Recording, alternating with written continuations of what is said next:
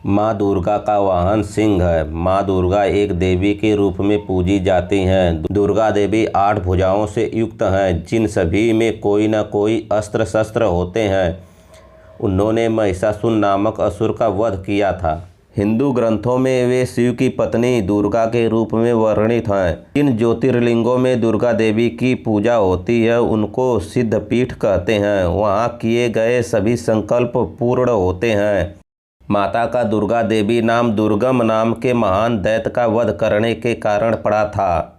माता ने शताक्षी स्वरूप धारण किया और उसके बाद शाकंभरी देवी के नाम से विख्यात हुई। शाकंभरी देवी ने ही दुर्गमासुर का वध किया था, जिसके कारण वे समस्त ब्रह्मांड में दुर्गा देवी के नाम से विख्यात हो गईं।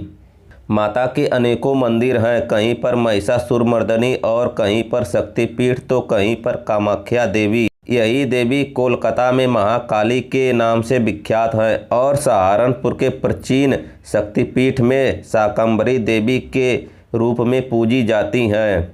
हिंदुओं के शक्ति संप्रदाय में भगवती दुर्गा को ही दुनिया की पराशक्ति और सर्वोच्च देवी माना जाता है।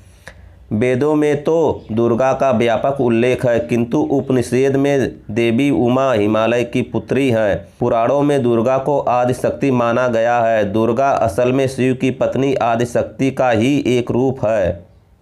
शिव की उस पराशक्ति को प्रधान प्राकृतिक गुणवती माया बुद्धि तत्व की जननी तथा विकार रहित बताया गया है। एकांकी होने पर भी वह माया शक्ति संयोगवश अनेक हो जाती हैं। उस आदिशक्ति देवी ने ही सावित्री, लक्ष्मी और मुख्य रूप से पार्वती के रूप में जन्म लिया और उसने ब्रह्मा, विष्णु और महेश से विवाह किया तथा तीनों रूप होकर भी दुर्गा एक ही हैं। देवी दुर्गा के स्वयं कई रूप हैं। मुख्य रूप उनका गौरी है, अर्थात शांतमय, सुंदर और गोरा रूप।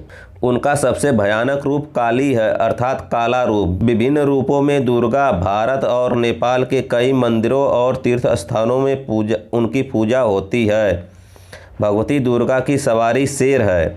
मार्कंडेय पुराण में ब्रह्मदेव ने मनुष्य जाति की रक्षा के लिए एक परम गुप्त मनुष्य के कल्याणकारी देवी कवच व देवी सूक्त बताया है और कहा है कि जो मनुष्य इन उपायों को करेगा वह इस संसार में सुख भोग कर अंत समय वैकुंठ को प्राप्त होगा।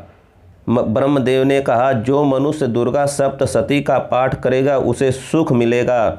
भागवत पुराण के अनुसार माँ जगदम्बा का अवतार श्रेष्ठ पुरुषों की रक्षा के लिए हुआ है, जबकि श्रीमद् देवी भागवत के अनुसार वेदों और पुराणों की रक्षा के लिए और दुष्टों के दमन के लिए माँ जगदम्बा का अवतार हुआ है। इसी तरह से ऋग्वेद के अनुसार माँ दुर्गा ही आदिशक्ति है।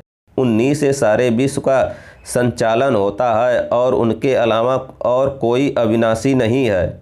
इसीलिए नवरात्रि में नौ दुर्गा के 9 रूपों की पूजा, उपासना व आराधना की जाती है तथा नवरात्रि के प्रत्येक दिन माँ दुर्गा के एक एक शक्ति रूप का पूजन किया जाता है।